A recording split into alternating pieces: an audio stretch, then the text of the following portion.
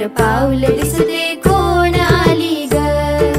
पिवळी साडी पिवळी चोळी अंगी लेऊनी, वैभवाचे साज सारे गळा घालूनी, कोल्हापूरची महालक्ष्मी दारी आली ग।